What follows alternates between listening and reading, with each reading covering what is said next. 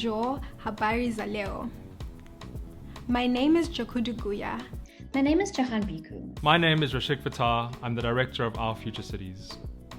On behalf of ICLEI Africa, the African Centre for Cities, Our Future Cities and partners, I'm excited to welcome all of you to the Rise Africa 2021 Action Festival. Rise Africa has been growing as a platform of thinkers, doers and enablers committed to inspiring action for sustainable cities. Rise Africa is about building active networks across academia, government, private sector, civil society, and the arts.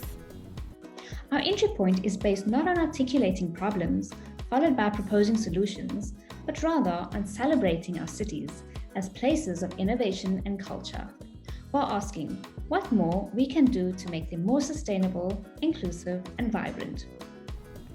This festival is hosting 46 sessions from across 16 countries in Africa and the world. Every session aims to share new ideas, showcase ongoing actions, and launch new initiatives by bringing participants together to chart a new route forward. We hope that the festival program will inspire you to commit to one or more specific actions that you or your organization will take on. As the session closes, you'll be redirected to a survey in which you can articulate these actions. We will follow up on these committed actions throughout the year and offer resources, connections, and support. In this way, we are testing the idea that events can galvanize action, and we hope that you will join us in this effort. Beyond this session, there are many ways to take part in the festival. Register for further sessions.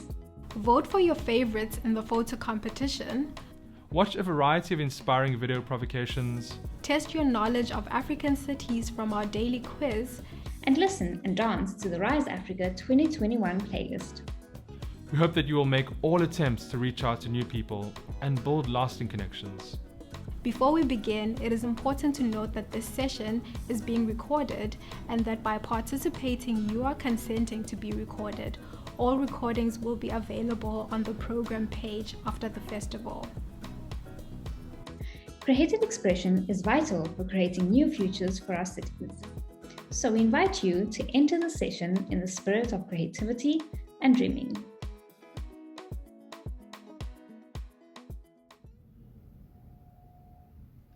Let our voices ring, soft and strong. A million rainbow tongues pushing our songs through the wind. Let our stories dance out in step with the moon. Let them boom from hamlets in Soweto. Rise through the sprawls of Cairo, straddle the contradictions of Lagos. Let them tell of sweat and fear. Accompanied by djembes, talking drums and all that jazz. And time and again it is to these voices we turn to remind us that we get past the pain, that we have once chiseled out beauty from mountains of self-doubt, and through the dark tunnels of despair, these stories will lead us out. A universe of multiple dreams written into history, written out of poverty, written to the laughter of thunder, written in lightning, written by a million rainbow voices that never stop ringing.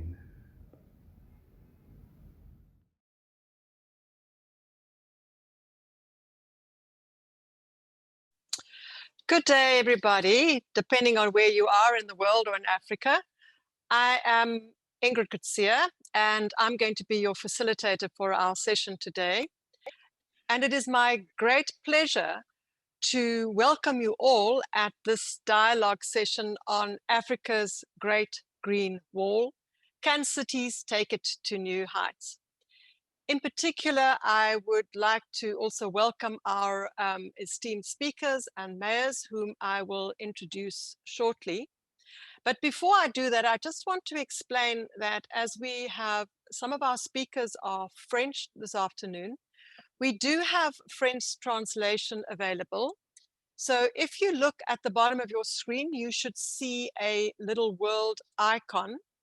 And all you need to do on that is press either English or French, and it will take you to the particular translation stream that you need to have. So that is just to repeat, there is English and French translation available for our session. The icon is at the bottom. So Rise Africa basically, as you saw from this lovely video before, celebrates Africa by focusing on how we build new narratives to shape inclusive, vibrant, and sustainable cities on our continent.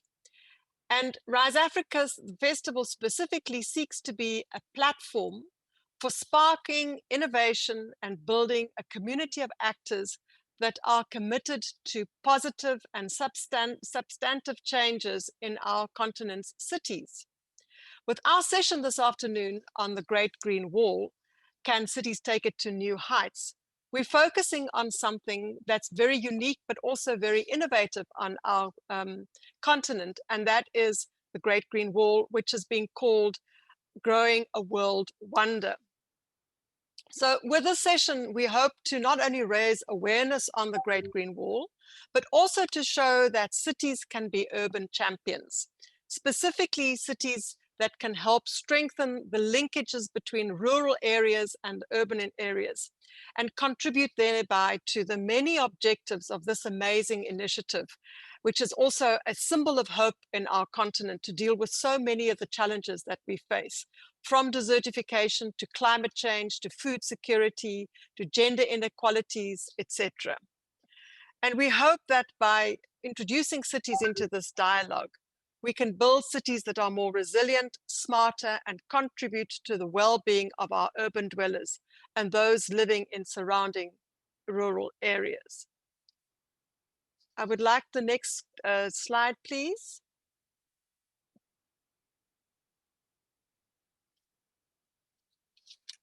Can we have our next slide? Thank you. So our program this afternoon, I've done the welcome. I'm going to be introducing our speakers now. And before I do that, I just want to say that we're very sad today. We heard very recently that unfortunately one of our speakers, Mayor Lowe from Banjul, the capital city of Gambia, is not able to join us today because unfortunately there has been a death in the family. And I also want to just convey our sincere sympathies and condolences on behalf of ICLEI, but certainly also from the Rise Festival to Mayor Lowe and her family. So before I go through the program, just very briefly to say then, you can see here we have a statement by Madame Fatimotou Abdel Malik, who is going to be our first presenter, and she is from the Nouakchott region. And then following on from that, we have two presentations specifically on the Great Green Wall. The one is by Dr. Birgi Lamizana from the United Nations Convention to Combat Desertification. And then the second is by Dr. Mokhtar Sakandi from the FAO. And we hope then to, after that, have a time for questions and discussion. So I'm just going to ask everybody, if you do have a question for either Dr. Lamizana or Dr. Sakandi, if you could please just pop them into the chat box and we will then field the questions from there. And then we will end with a few closing reflections from our two main speakers. And with this, I am going to now just ask that we show very briefly a video on the Rise Africa initiative. And I see that we also have joined us now some new presenters, so that the people in the back room can just admit our new attendees. And then we can just quickly show the video, and then I will introduce Madame Malik to make her statement. So if we can have the video, please.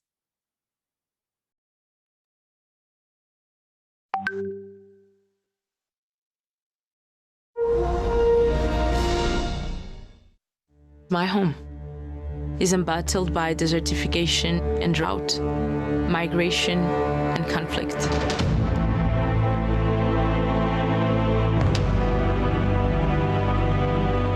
Restoring the land is a matter of survival. It's up to us to create an African dream.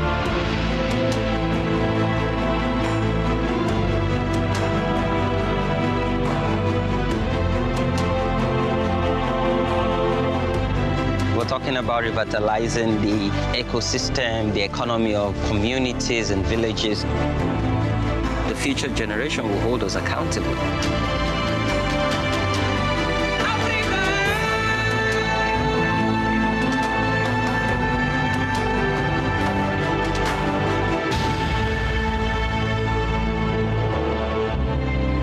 If people can't work their land, millions across the region will be forced to migrate. Le convoyeur va te donner à un autre convoyeur. Tu es déjà vendu à ce convoyeur sans te rendre compte. J'ai eu 4 amis qui ont pris la balle.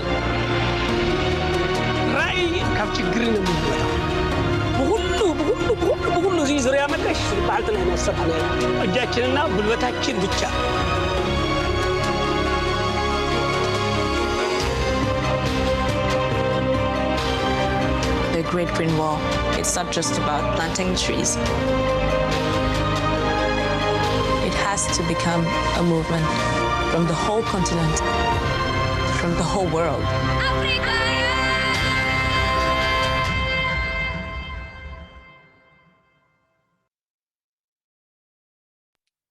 Thank you very much. And it is now my great honor and pleasure to introduce to everybody this afternoon Madame needs leaders who will deliver lasting positive outcomes for both people. We can just, thank you, sorry about that. Madame Fatimatu Abdel Malik, who joins us as the president of the Noatruk region. And we are very, very honored to have you here today. She is somebody that has a tremendous amount of experience in this area. We will put her whole little bio in the chat because it's very impressive. And she is also the elected regional representative council, the first region of Mauritania. And it's a very significant one in that it represents 1/3 of the total population of the country. Madame Malik is the first woman president of a regional council in Mauritania, and as a fellow woman, that makes me very proud. And she was also the first woman to be elected the head of the city council in her country. And then she's also the founder and past president of the REFELA, which is the network of locally elected women of Africa. And with this, Madame, I hand over to you to do your statement. And just to remind everybody again that it is going to be in French, but there is English translation available. Thank you.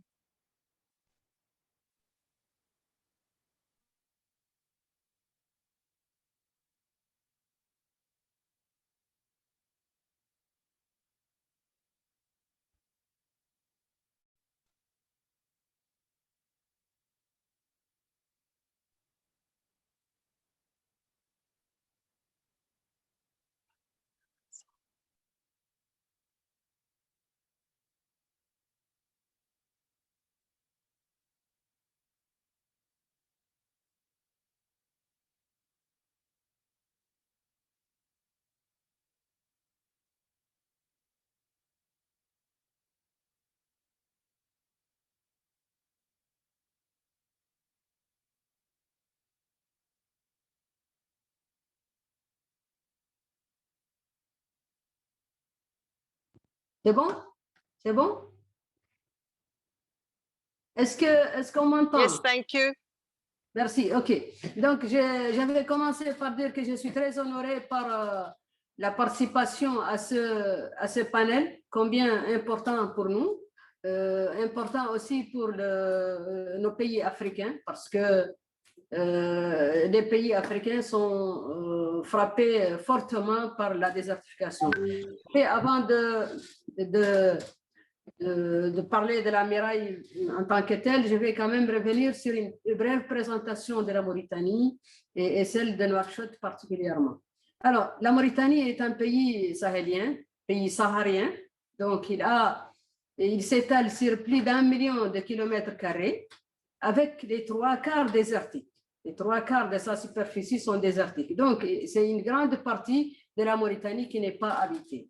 La Mauritanie aussi a connu des années de sécheresse répétées, ce qui a occasionné ce qu'on appelle un exode rural, un afflux des populations du rural vers les centres urbains à la recherche d'un domaine meilleur. Alors, la population de la Mauritanie avoisine les 4 millions, sinon un peu plus de 4 millions. Nouakchott est la capitale de la Mauritanie, donc c'est la vitrine. Elle héberge plus d'un tiers de cette population et elle concentre beaucoup de défis, particulièrement les vulnérabilités liées au changement climatique. Donc, il n'y a pas de couvert végétal. D'ailleurs, ces années de sécheresse si vous voulez, ont eu raison du cheptel, c'est-à-dire ont décimé le cheptel en Mauritanie. Elles ont changé structurellement le mode de vie des populations parce qu'à l'origine, les Mauritaniens étaient des nomades. Maintenant, nous sommes à moins de 4% de nomades de la population. Donc, cet afflux, Nouakchott n'est pas en reste par rapport à cet afflux du rural vers les centres urbains parce que Nouakchott était une destination privilégiée pour cet exode rural parce que c'est le premier centre urbain en tant que tel, en tout cas, égard à son caractère de capitale de la Mauritanie, première vitrine, etc. Et j'avais dit qu'elle concentre beaucoup de vulnérabilités, beaucoup de défis face au changement climatique, parce que Nouakchott est située entre la mer et le désert. Donc, elle est, si vous voulez, coincée entre la mer et le désert. L'avancée du désert nous pose énormément de problèmes, mais aussi la mer, parce qu'il y a des brèches, il y a des ouvertures au niveau de la mer qui, si vous voulez, menacent à tout moment de rupture. Donc, nous sommes sérieusement menacés à Nouakchott. Alors, et pour atténuer un peu tout ça, pour l'appréhender, il y a eu beaucoup d'interventions, beaucoup d'actions, tout un processus que la Mauritanie avait engagé en créant un ministère de l'environnement, du développement durable, mais aussi en prenant beaucoup de textes qui incriminent par exemple le plastique en Mauritanie, beaucoup de textes qui nous, si vous voulez, qui nous accompagnent et qui nous aident à mener à bien nos différentes actions. Alors, la Muraille verte était, si vous voulez, un grand espoir pour nous en tant que Mauritaniens, parce qu'elle traverse plus d'un millier de kilomètres, je pense 1100 kilomètres, et elle traverse environ 6 wilayas. Les wilayas en Mauritanie, nous avons 13 wilayas. Nous avons d'ailleurs 15 wilayas parce que Nouakchott est subdivisé en 3 wilayas. Et la wilaya, c'est les régions, c'est un peu les régions, c'est l'équivalent des régions dans certains pays. Alors, et elle traverse plus de 15 muqata'a. La muqata'a, c'est l'arrondissement, c'est l'équivalent de l'arrondissement. Donc, il y a eu beaucoup d'efforts au niveau de cette muraille. Il y a une conjugaison d'efforts. Donc, chaque muqata'a, chaque commune, chaque wilaya était interpellée. Je veux dire interpellée en tant qu'administration, mais interpellée en tant qu'élu local et même les élus nationaux. Donc, tout le monde était concentré justement à fournir des efforts dans le cadre de cette muraille verte, pour la réussite en tout cas pour le tronçon qui passe sur la Mauritanie. Il faut dire que la désertification, la lutte contre la désertification, la Mauritanie a très tôt ratifié la convention de lutte contre la désertification. Elle a d'ailleurs ratifié l'ensemble des conventions liées justement au développement durable, à l'environnement, etc. Mais tout un processus qui a été déclenché très tôt, mais qui ne s'intéresse pas uniquement au reboisement, qui est un pilier, parce qu'il faut reboiser pour toute désertification. C'est la première action. Et d'ailleurs, il y a un mouvement de femmes qui a été engagé, j'en faisais partie, peut-être que ce n'est pas sorti dans la petite bio, c'est qu'on avait créé en 1998, un groupe de femmes qui étaient femmes contre la désertification, parce que la Convention, justement, avait une dimension qui était dédiée aux femmes, à l'action des femmes dans le cadre de la lutte contre la désertification. Et nous avons, à travers cela, pu reboiser dans des quartiers, dans des coins très reculés de la Mauritanie. Donc, femmes contre la désertification, c'était une action, si vous voulez, avec des caravanes à l'intérieur du pays. On a sillonné beaucoup de zones. Donc, je disais que l'action n'est pas seulement, ne veut pas dire seulement qu'il faut reboiser, et non, il y a tout un ensemble d'actions autour du reboisement, le changement de comportement qui est d'ailleurs extrêmement important, qui est déterminant dans ce processus-là, parce qu'il faut que les gens prennent conscience de la menace de la désertification, de la menace des changements climatiques. S'ils ne sont pas conscients de ça, être conscients de la nécessité de maîtriser et de valoriser ce qu'on fait, mais aussi de surveiller et de préserver nos ressources naturelles. Si on n'est pas conscient de ça, on n'a pas avancé dans l'IOTA. Donc, c'est tout un processus, mais aussi qui doit être accompagné aussi bien par la réglementation, aussi bien par l'administration, mais surtout et surtout par les partenaires, parce que sans les moyens financiers, on ne pourra pas avancer aussi. Donc, c'est une conjugaison d'efforts à la fois entre les administrations, les pouvoirs locaux, les gouvernements nationaux, les partenaires, la société civile. Donc, il faut que tout le monde s'investisse pour que justement on puisse appréhender cette problématique qui est extrêmement importante et qui est menaçante. Si on n'est pas conscient qu'on risque de ne plus exister si ça continue comme ça, alors là, on n'est pas sorti de l'auberge. Je suis désolée, donc je suis prête pour répondre aux questions. Voilà, sommairement, succinctement, ce que j'ai ajouté. Merci bien, merci.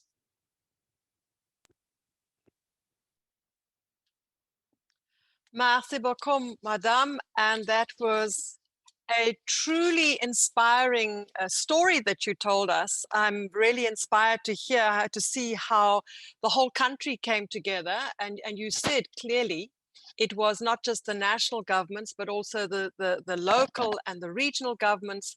And what I find so lovely about your story particularly is the leading role that women played in mobilizing this whole initiative. So we really thank you very much. We will, at the end of our webinar, after we've had our two other speakers, we will take some questions. And we appreciate the fact that you avail yourself to answering some questions then. I would like to now at this stage just introduce our next speaker. And we have someone here from the UNCCD. We have Dr. Bugui Lamizana, who's going to talk about her organization's vision for the Great Green Wall.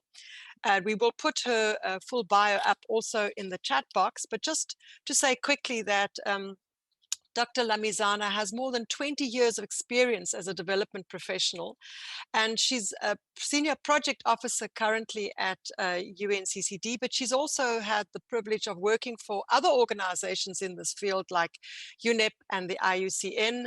And then she has an engineering degree in water resource management and a doctorate in freshwater ecology. So she's very, very well equipped to address us now. Over to you. Thank you, Dr. Lamizana. Thank you and good afternoon, everyone. I will request that after you start sharing my screen so I can start. It's a privilege to join you today to really talk about the Great Green Wall, but also to see which role the cities can play to really help us. Next slide, please. So I think I want to play this video again, because this was the first, the one which opened this session, but I just want to highlight the role for example, UNCCD is taking to help spread the word of the Great Green Wall. And this singer is one of the ambassador, which is helping to share the story of the Great Green Wall and to really highlight how important it is. And there are so lot of such a different videos and sketch and outreach material which we need, because sometimes the idea of the Great Green Wall, because the word wall is misleading, and people, and I really thank you to Madam Abdel Malik for highlighting that the Great Green Wall is not only tree planting, but it's everything around. It's a kind of integrated way. So this is the fact that we are using this type of trailers and short videos to highlight its importance. Next one, please. So the Great Green Wall, as we said, is really an African initiative led by Africa. And since the inception in 2007, it's really a symbol of hope to fight back and create a better tomorrow for the African citizens and for the Africa as a whole, because climate and desertification and drought does not have a nationality or did not bear a passport. It's just for all of us. So it's since the inception, this is, we can, if we are talking right now on nature-based solutions, this Great Green Wall, it has been conceptualized, and as it's implementing and involvement is really a big, great example of the nature-based solution. So next slide, please. Since the inception, seen as a planting trees, it has evolved to creating jobs, to income generation, like bringing involvement of private sector and others to create income generation through the value chains, and a lot of capacity building. So to date, we have, since the inception and the implementation, almost 350,000 jobs has been created with the communities and the intervention areas in different localities. This Great Green Wall, which is snaking from the Atlantic leading to Djibouti and the Red Sea, is really something which is encompassed not only the rural area where you can, but it's rural-urban interconnectivity. The income generated so far is over 90 million based on activities from timber and non-timber forest products, from youth implementing activities, from the private sector seeing a return of investment and coming in and joining hands. Over 20 million trees has been planted also from Senegal to the west, in the west to the Djibouti in the east. And capacity building also has been taken on sustainable land management, on water resources, on how to really nurture trees planted, but how again to make it sustainable, because the area is not just planting, but it's a lot of capacity building to change the behavior, to change the way we see it, to change the way we are living, so that we create a better way of making our own step and contributing to the full initiative. Next slide, please. So since in 2011, in January, because I said that the inception of the Great Green Wall is back to 2007, but the initial ideas was even back when the president Burkinabe Thomas Sankara highlighted it that we need to have something green to stop the Sahara. This was back 1980. But in 2021, in January, just this year, all the communities on the One Planet Summit come together and say that we need really to put a speed now to really implement this Great Green Wall. And they come up with what we call the accelerator, which have 5 pillars on activities. The one is how we invest in small and medium-sized farms to strengthen value chain, local market, and organization. The second is land restoration and sustainable management. The third one is climate resilient infrastructure. access to renewable energy, but also smart agriculture.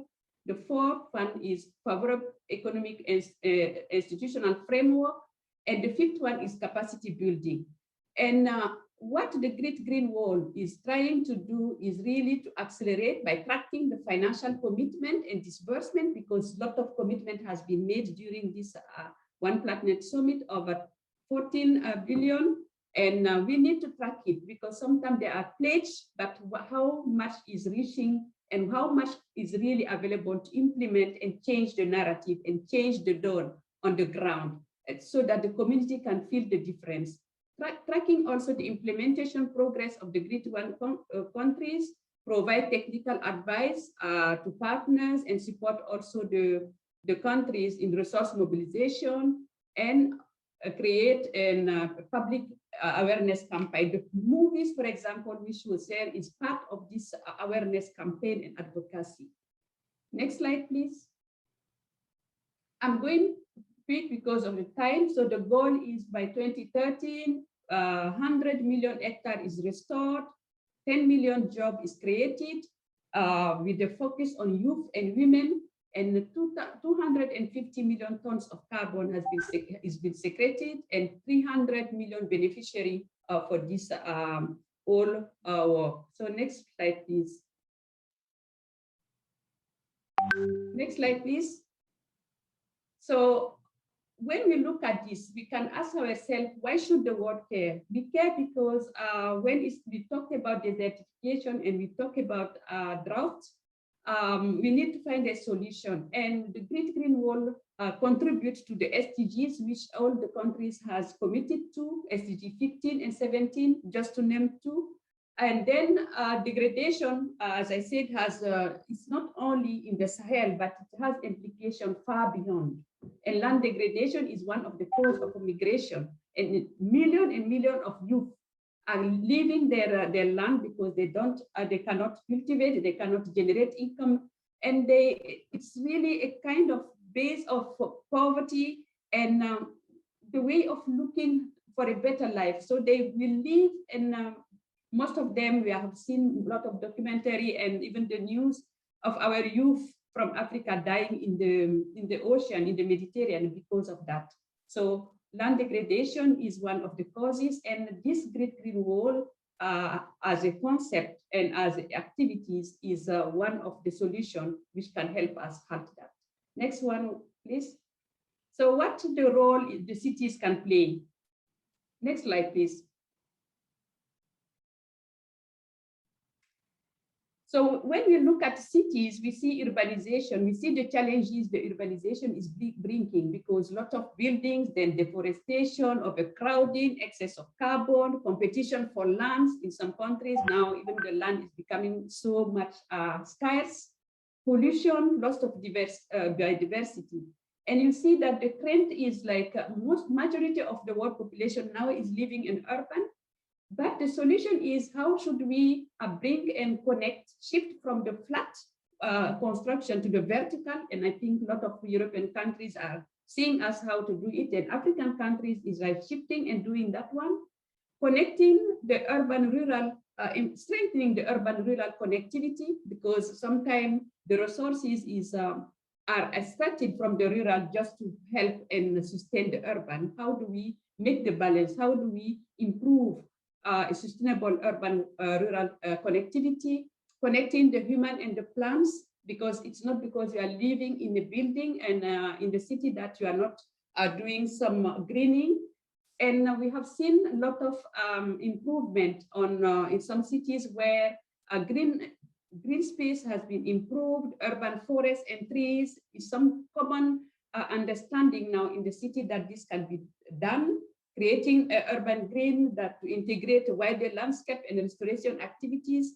I think that the Great Green Wall is not just a small area where you have to do it, but all of us living in the cities, we have a role to play, and the mayors, such Madam Malik and also Madam Lowe, these are the example of leaders who are showing us how to really take care about our cities and make a kind of integration between the land and land restoration, our living way, and our way of living in the city.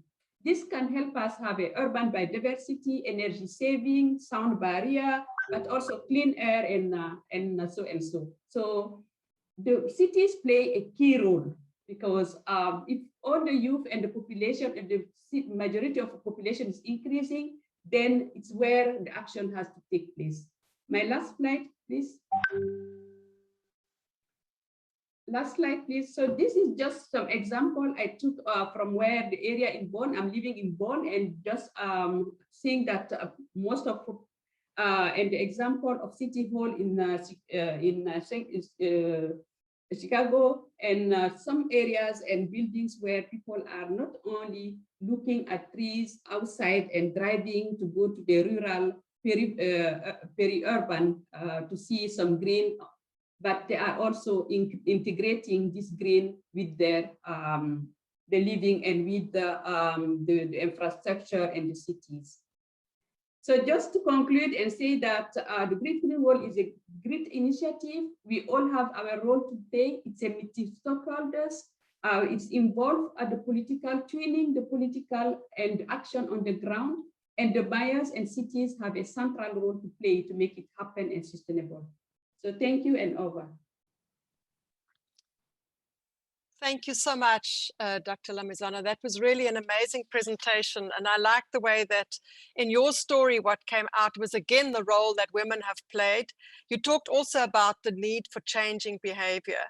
And towards the end, you gave some really practical, useful advice that cities can use and how they can help contribute to the Great Green Wall, but also make their cities greener. So that was really a really lovely presentation.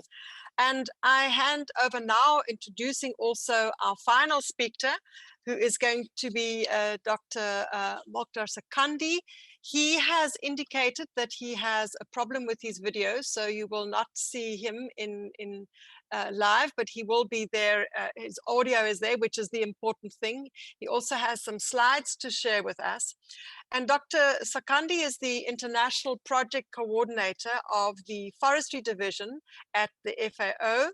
And he is also International Projects Coordinator for the Action Against Desertification, which is in support of the Great Green Wall.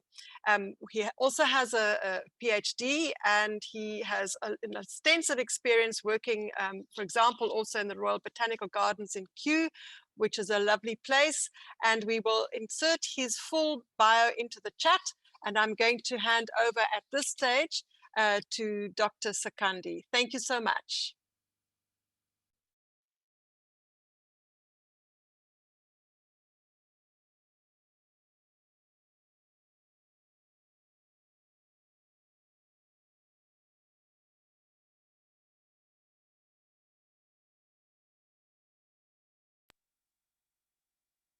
Dr. Sakandi, I just want to check that we have your audio.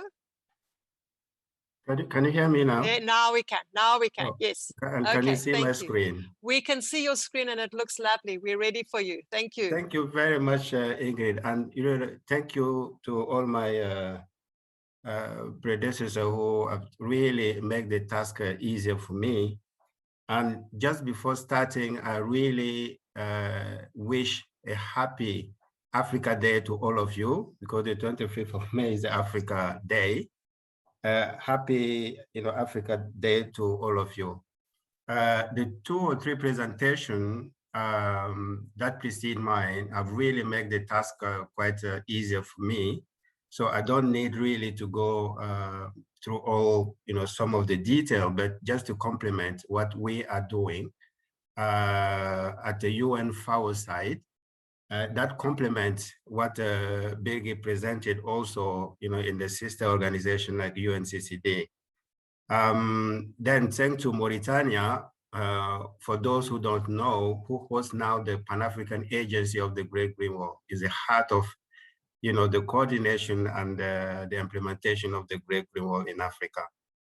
Now, from FAO side, how we work with the Great Green Wall. first of all, it just for information for you to understand that there have been a harmonized regional strategy for the Great Green Wall, which have been agreed by the countries and the Pan-African Agency, meaning that it's really focused on the dry lands around the Sahara, the bigger desert. And the reason for that, just to remind you that it's a decade before the UN Sustainable Development Program that the Great Green Wall have been adopted by the African Union. And it just addressed the increased challenges linked to food insecurity, the climate change, desertification, and biodiversity loss. Within that harmonized regional strategy, restoration came really as the #1 priority for most of the countries. Yes, there's some human phase, there's some socioeconomic component, but as a natural-based solution, restoration came as the priority for all the countries because of the dual benefit that it incurred linked to biophysical and the socioeconomic component. That if you look at the arid and semi-arid area around the Sahara or around the desert, you'll find that land degradation is high, but land degradation is not yet reversible. So the thing that you can still do, although the rainfall is quite limited. From our side, how did we tackle the issue? We're talking about it, how big is the Great Green Wall? How much work is needed to implement it? Who should it benefit? These are some of the fundamental questions that, at our side, we started really looking at the bigger picture. And in order to get some answers to that, we started really looking at what can be the catalyzing actions. And in two components, one is how to map the scenarios, what is needed in terms of scenarios, and what are the technical approaches that need to be implemented for the Great Green Wall. Again, this is just for information. On the right-hand side of the map, that is the continent, you can see all the arid and semi-arid area around the bigger desert, the Sahara. So initially, I mean, if you look at the connotation of the Great Green Wall, it's for the Sahara and the Sahel. So you'll find that all the arid area around the Sahara, which are restorable, and you can see the different land use and so on. So north of Africa, so we divided that into 3 major regions, the northern part of Africa, the Sahel, which have been described from the previous speakers, from the Red Sea to the Atlantic, the largest part, the largest width of the continent, and also the southern part of the continent, where you're sitting now in the southern part of Africa. So it is encompassed all the dry lands, of the continent. So the African Union have widened the context so that it's not only the Sahel part, but to embrace the full scale of the dry land in the continent. If you put that together, you'll find that we have over 200 million hectares available in terms of land that are restorable in Africa dry land. And you have more than 250 million people living in those areas. So you have the component on the northern part of the continent and also in the Kalahari-Namib area. So that's how we start mapping up the scenario. Now, how to go about the large-scale restoration, mainly to benefit the small-scale farmers, which is really, really crucial to win the battle of land degradation. The first thing that we try to do is looking at the traditional knowledge, the traditional practices, how the farmers, the community tackle the land issue. You'll find that in the Sahel, on the left-hand side, there's the way to dig half moon so that you can just harvest the rainfall during the raining season. And that technique takes 100 people for 1 hectare for 1 day. Hard labor, very expensive, and often at this period of the year, in May, June, before the monsoon, before the raining season, so that you can harvest the rain season, the rainfall, the rainwater. Now, what we try to do is look at the appropriate technology that can help to speed up because of the scale, because of all the difficulty that it's encompassed. And often you can see it's mainly the women who are busy with that activities, while the men are out with, the herders or nomad with the animal to get some grazing. So with the machinery, you can have 15 to 20 hectares a day, and it's less taxing, twice cheaper than the hand working. Why are we doing that? If you go with the machinery, you dig deep, that help in terms of soil permeability, and in terms of water harvesting, it's really 10 times more water that you can harvest during the rainy season. And that is the technology that can really, really help. These are the picture of some of the implementation, the realization in Burkina Faso, in the northern part, where really we had to use the drone technology to assess what we are doing now, because it's at scale. This land is about 200 hectares. And often you can see that we work on the degraded land. It's not the land that the farmers are using, but how you bring that back to productivity so that, you can capitalize on the biodiversity loss and also the useful planting.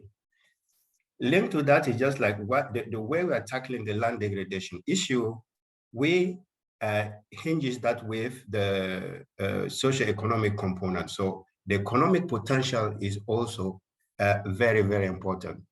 And how to do that? Currently, the benefit first of the land restoration, by this year, we have 60,000 hectares that have been planted in 5 years, more than 25 million. I think really, the data need to be updated. If I talk about the 25 million trees planted, they're not necessarily all from, seedling from the nurseries, because we do some direct sowing as well. And on the right-hand side, you can see some of the products that already, are sold in the market. Because if you go to the dry land, the dry season is problematic to get some feed for the animal. And at the bottom, some of the land that, we get some productivities, the farmer can grow some pulses and some crops. So far, we cover nearly the 11 countries of, the whole Sahel region. What are the other benefits in terms of improving the livelihood of, the community? On the right top side, that is an example from Senegal, where with the land improvement, they introduces some gazellas, the wildlife conservation techniques, which attract tourism and so on. In the middle, that is the crop production. Land that was not, arable, you bring that back to productivity, and then, you can increase the food security issue, because that is one of the top mandate for, my institution, and so on and so forth. You can see at the bottom in the middle, these are the women that have been using the desert date oil to make some soap for the first time, and just some of the species also that we plant in the field. Now, we are talking about how the cities can be important in the Great Green Wall setup. That is very, very important, because if you look at the Great Green Wall villages, it gives the opportunity. They have the production power, I'll call it the production power, the cultural, traditional power, but also some wild food. That is really, really important in, the agroforestry system. Now, how the cities can be helpful or can contribute to that. Cities are usually, they have the purchase power, the consumption power, the economic power, the policy power, and you name it. We're around with the big mayors of cities, they know more than myself.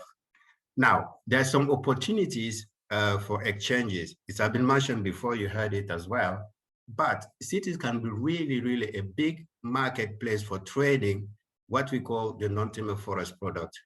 Please, if you consume what is local, that came from mainly the local population. I showed a picture quickly of honey production, of salt production also. That started at village level, but that's how to cascade up to the cities where you can add some value to the product, and it's create some employment for youth and women and so on and so forth.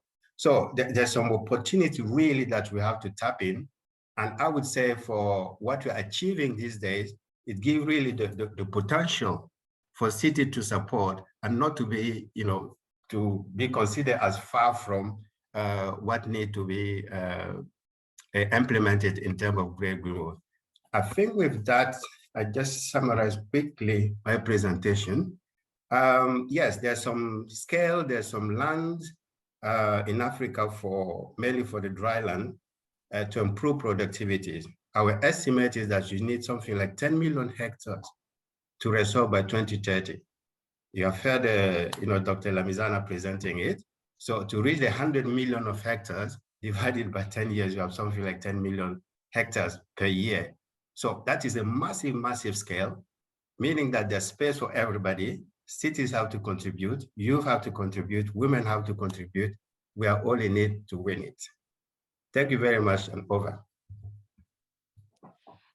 And thank you so much, Dr. Sekandi. I really like that end about we're all in it to win it. I think that's a really great way to end. And also thank you again for some very useful and practical advice around how we can involve cities and villages as well. I think that's such an important message, and it's such a useful piece of information that you have shared with us today. It certainly wasn't something that I was that aware of and that I had thought of, and you've given us a lot of room for thought. And on this, I would like to, and I hope we have our French translators ready, because I have a question for Madame Malik. So I just want to check that the translation is working.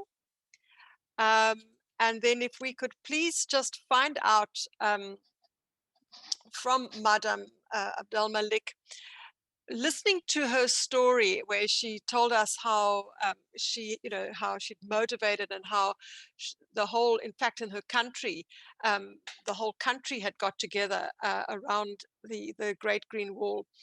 I would like to ask her, what advice, Madame Malik, would you have for mayors and leaders, whether these are youth leaders or women leaders or whatever leaders in cities in other parts of Africa, to also motivate the citizens and to motivate the youth, to motivate the women, to change their behaviors, so that we can all make a contribution to having a greener environment, greener cities, such as we've seen in these presentations today, but also where we can contribute through looking after our nature and through planting trees and urban forests and urban agriculture to creating jobs, and so that our cities can become the real marketplaces again, which pulls people together, which creates work, which creates produce and trade for not just the city, but for the wider regions. Thank you.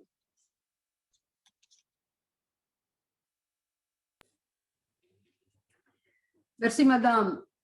D'abord, je rappelle que ce sont tous les segments des populations qui sont concernés et qui doivent être sensibilisés autour de la question des changements climatiques, de la désertification, de la désertification, autour du bien-être même des populations.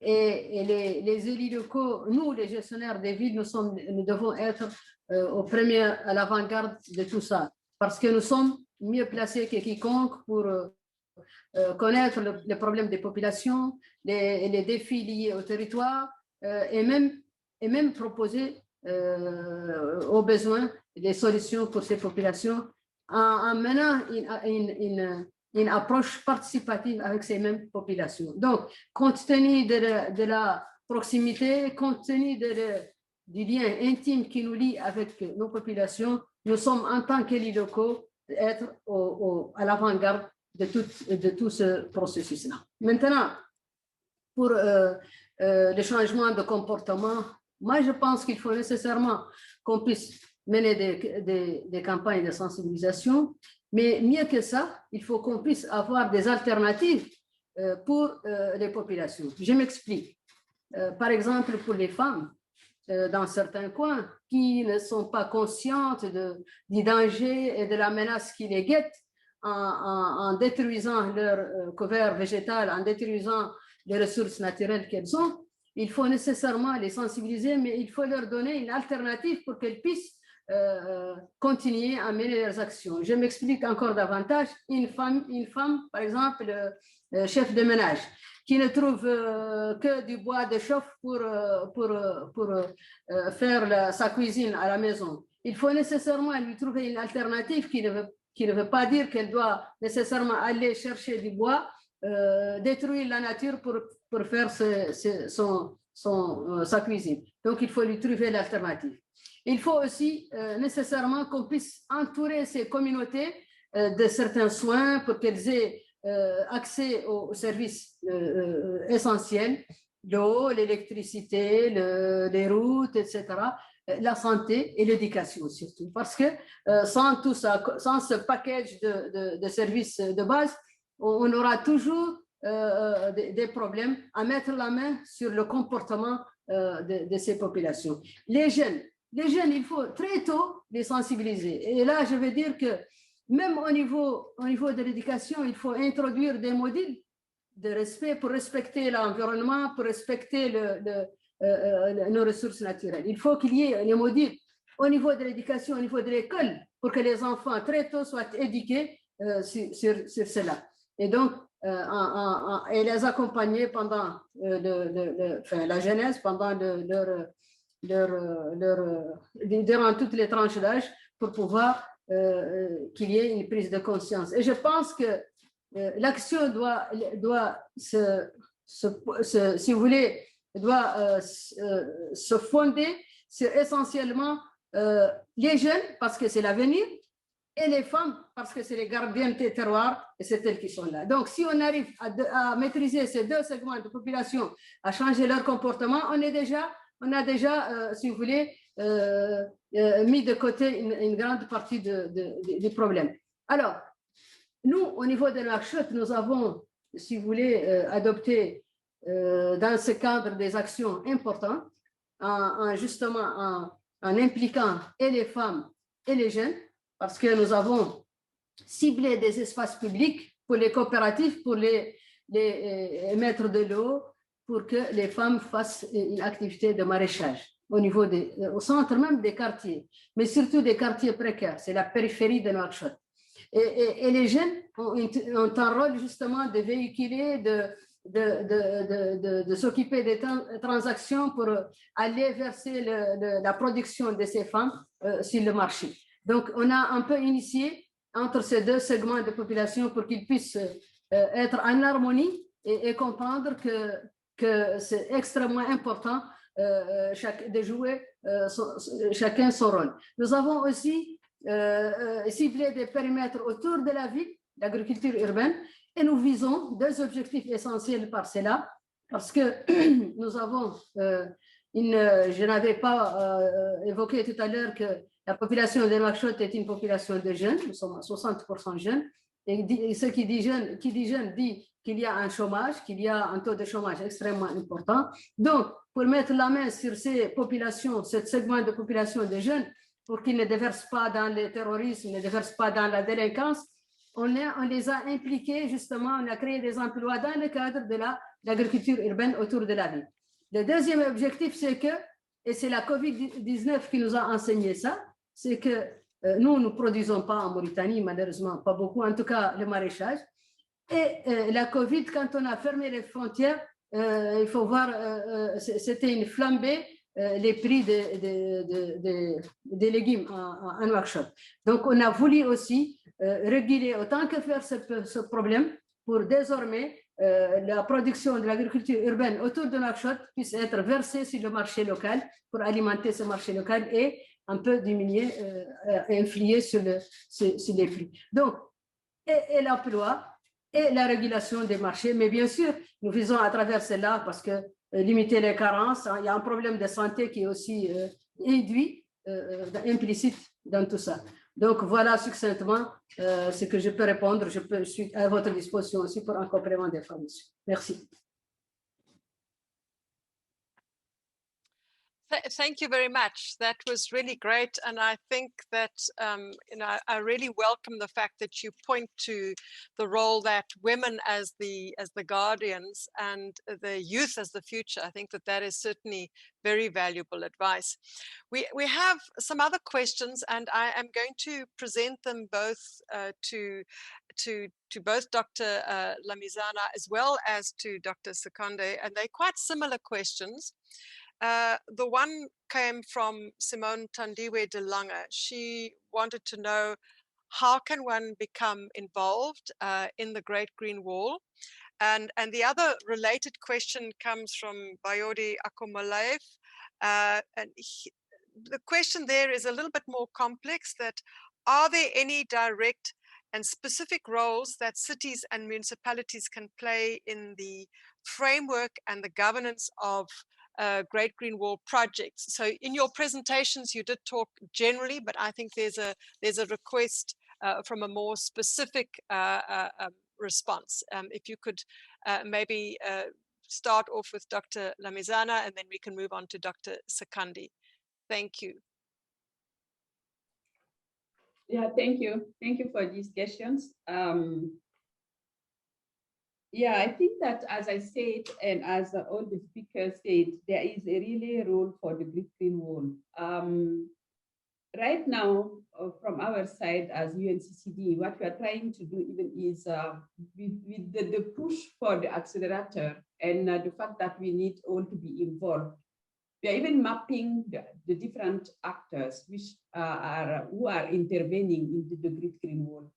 As Dr. Sekande said, we have the coordination and the framework, which is led by the Pan-African Agency of the Great Green Wall.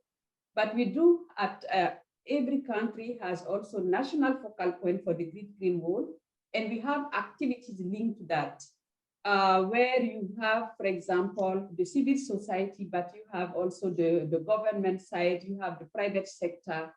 Depending on the different pillar of the Great Green Wall, it's liaising with these setup at the national level for the Great Green Wall that you could really offer what we want to do and how you could be involved. In every of these 11 countries, I'm not talking about extended, there are a committee, there are an agency for the Great Green Wall who really are at the level, at the ground level, at the local level, just to make sure that it's contextualize what the solution to be provided and liaise with the different actors over there. So this is one way of really getting involved in seeing from your specific area of work, which of the different pillars do you want to contribute to? Is it on the investment side? Is it on, are you a private sector, so that the value chain side? Are you from the government side? So it's also depend on where and who, from where you are coming from as a stakeholders. And then this committee can really look and see. But all the coordination, as Dr. Sekande said, the Pan-African Great Green Wall is sitting in Nouakchott and working at the national focal point.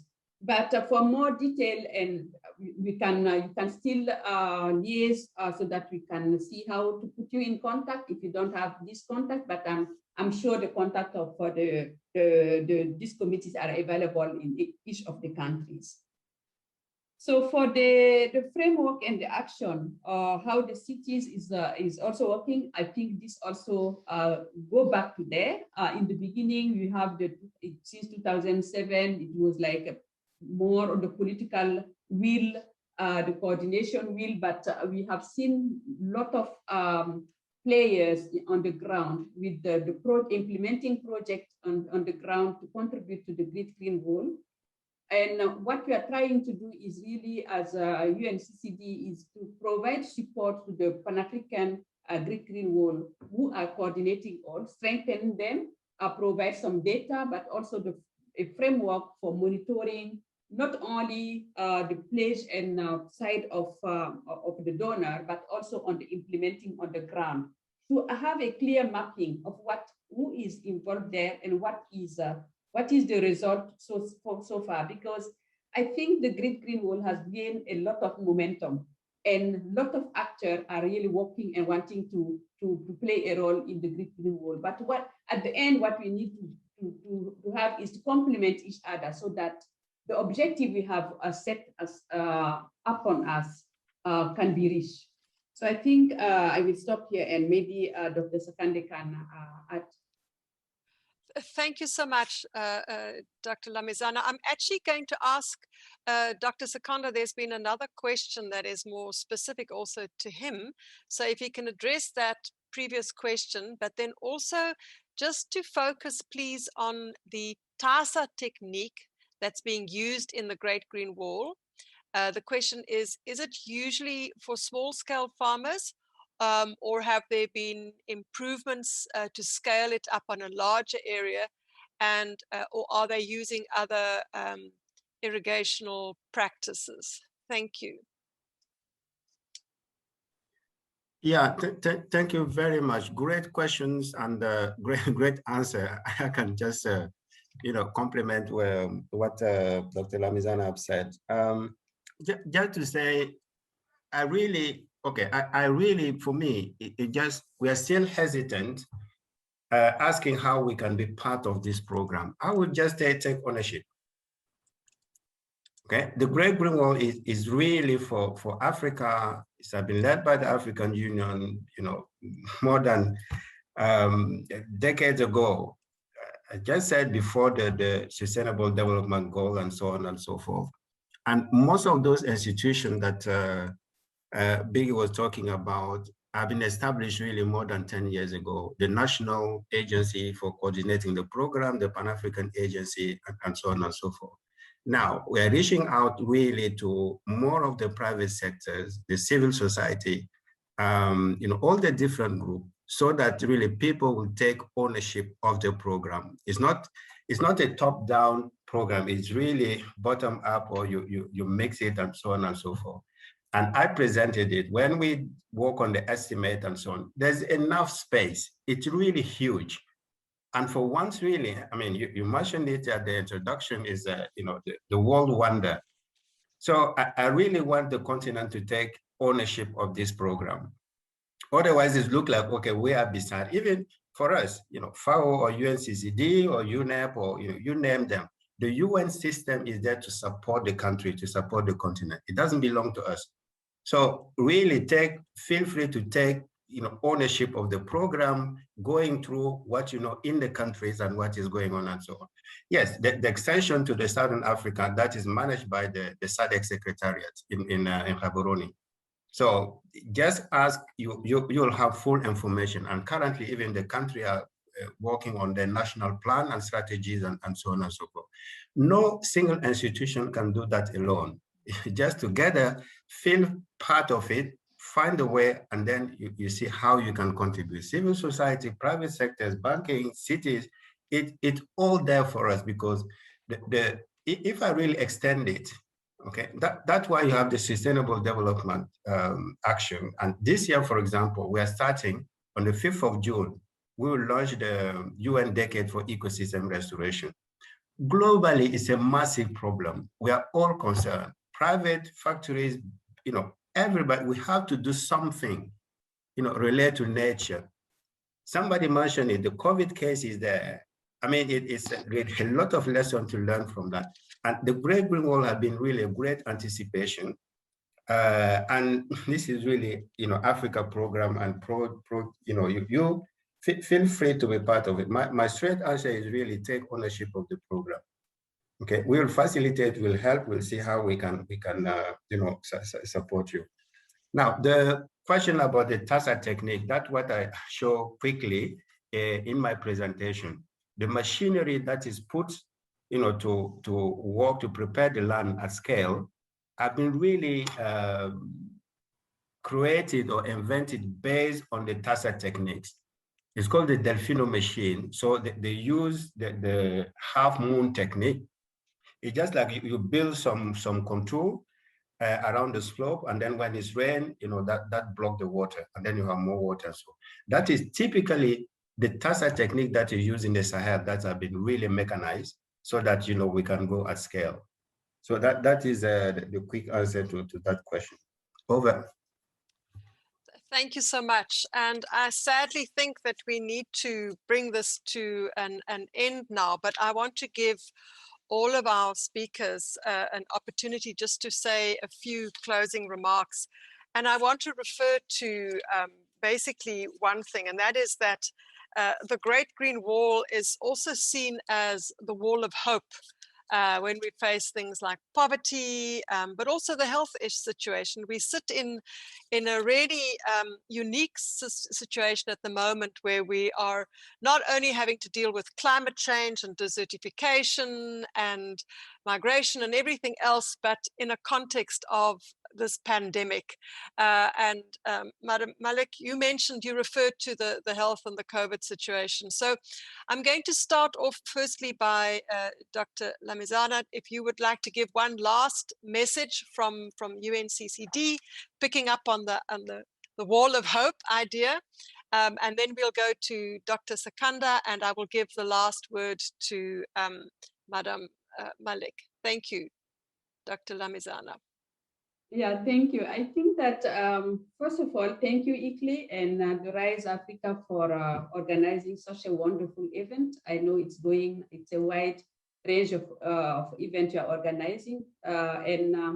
This is really a great platform for us to exchange and see how everything what we are doing from different corners and different angles are really shaping and contributing to a same objective. So the topic of the Great Green Wall is really amazing, because what I want to, the last key message I just want to say is that there is a room for all of us to play a role and to provide and to contribute. And we need to start it with our own. Even if we are sitting far from the Sahel or far from the Kalahari, the desertification and the land degradation impact does not bear a passport. And if it's hit somewhere, it will hit all of us. So let's join hands and let's win together. Thank you. Thank you so much for that lovely message. And could we have Dr. Sakande, please? Yeah, just to add my voice to Dr. Lamizana, really thank you very much for the opportunity and the event and so on. It, for us, it's always, good to spread the messages and then to show the knowledge and then see how we can support different group communities and so on, starting from the village up to the cities and so on. Yes, the whole of hope. I will add also a whole of opportunities and whole of potential. Really, I mean, the experience that we have, what we have delivered, I can tell you it's beneficial. It's not just doing and turning your back. You do it, there are things to gain out of that. I've seen, for example, in Nigeria, we have reduced the conflict between farmers and pastoralists, just because we have been growing some species, which are just further species for the animals. Because the dry season, there's nothing. Initially, people even didn't believe that you can grow, what is seen as a natural grass. You can grow that for the animal. That have helped really to resolve a lot of problems. In Burkina Faso, we started before the insecurity, hit, through terrorism and so on in the 3 countries border, Mali, Burkina Faso, and Niger. Currently, some of those lands are used by the displaced people to fill the gap of crop production and so on. Opportunity for everybody, potential. I showed the picture of the women. We started really using the desert date, which is a natural species in the dry land, just to extract the oil and then make soap. The importance of hand washing during the COVID situation and so on. That was even before the COVID and so on. And for the first time, in those villages, the women have some technology that they produce some soap for the family use and also for the market and so on. If I mention the gum Arabic, maybe you don't know, but this is one of the massive ingredients sought of internationally and so on. It just occurs only on the Great Green Wall area. Now, what we need to do, all these potential and opportunities, that's why the cities are really, really important. The city have to support the value chain of these non-timber forest products. Often it seems like a, village product, so on and so forth, but that is what is feeding the cities. Now, how the cities can also help the farmers to be better off, the youth to get some jobs and so on and so forth. It's really all there in front of us. So we need to make the most of it. We need to explore the potential. And I think that's, hand in hand, we will get to somewhere. It doesn't need really to come all from outside. Around the compound, around the villages, and so on and so forth, we have, the solution to be better off for the future. Over. Thank you. And before I hand over to Madam Abdel Malik, I just want to say quickly, in the chat box, you will see that we have put the email contact addresses of both Dr. Lamizana and Dr. Sakande. They've been very kind to say if there are any follow-up questions, if you'd like more information, you are welcome to contact them. We've also put in some links about some video provocations to rating the session, etc. So please watch your chat box. And with this, I would like to ask Madame Fatimatu Abdel Malik to say a few closing words for us. Thank you. Merci. Merci beaucoup. Il faut dire que j'étais très honorée par participer à cette plateforme importante, mais d'autant plus honorée pour avoir le mot de la fin de cette plateforme. Alors, je vous remercie vivement à la fois notre partenaire ICLE, mais aussi à tous les autres partenaires et pour les brillantes interventions qui ont été extrêmement instructives pour nous. J'aimerais bien souligner que nous devons prendre conscience au niveau de nos pays et particulièrement en Afrique que notre avenir reste tributaire de nos comportements vis-à-vis de la nature. Donc, il faut nécessairement qu'on sache que notre avenir est lié justement à nos comportements, à ce que nous faisons de nos ressources naturelles, de notre environnement. J'aimerais bien souligner que l'implication de l'ensemble des acteurs est extrêmement importante aussi, et particulièrement les segments de jeunes et de femmes, parce que ce sont deux piliers pour justement de développement. Et j'aimerais bien aussi souligner qu'il faut nécessairement qu'il y ait une synergie, et j'ai bien aimé les échanges qu'il y a eu entre les villes intermédiaires, les grandes agglomérations, mais aussi le rural. Donc, il faut qu'il y ait des synergies entre ces différents niveaux parce que c'est important qu'il y ait des échanges, c'est important que chacun dans son coin, je dirais, prenne conscience de la problématique qui nous entoure. J'aimerais bien aussi vous dire que nous fondons beaucoup d'espoir sur la muraille verte, particulièrement en Mauritanie, bon, en Afrique naturellement, et particulièrement en Mauritanie, eu égard à notre milieu désertique que j'avais évoqué tout à l'heure. Donc, nous avons 3/4 désertique. C'est important que nous nous y mettons, et je pense que les différents acteurs au niveau de la Mauritanie sont, si vous voulez, engagés justement pour accompagner cette muraille. Et si j'ai une doléance et recommandation dernière, pour les partenaires, c'est qu'ils doivent nécessairement aussi tenir leurs engagements en matière de disponibilisation des moyens pour qu'on puisse justement mener ces actions dans les délais, surtout parce que le plus souvent, on n'est pas dans les délais. Et vraiment, la problématique des changements climatiques, de la désertification, ne peuvent pas attendre. Donc, il faut qu'on respecte les délais pour mettre la main sur tous ces problèmes. Encore une fois, merci, et j'espère que nous aurons l'occasion de nous rencontrer sur d'autres plateformes. Ce sera un plaisir en tout cas, nous sommes disposés. Je suis très prise, j'ai beaucoup d'engagement, mais j'ai tenu à participer à cette plateforme compte tenu de son importance pour moi, de son intérêt pour moi. Merci bien. Thank you very much, Madame. And that's actually such an important thing you said here at the end, that although you are a very, very busy person, this is so important that you took time out, and we really appreciate your participation. But we also appreciate the participation of Dr. Birgi Lamizana as well as Dr. Mokhtar Sekandi. And I hope to take up the invitation almost from Madame Malek that we meet again at another platform. Rise Africa is not something that's only going to happen once. We're continually wanting to rise.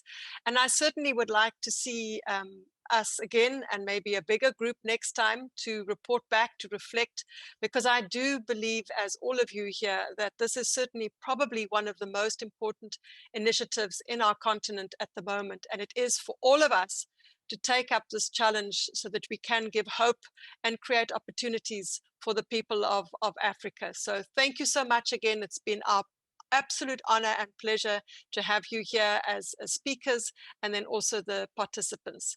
Thank you and good day to you all. Thank you and goodbye for now. Thank you and bye.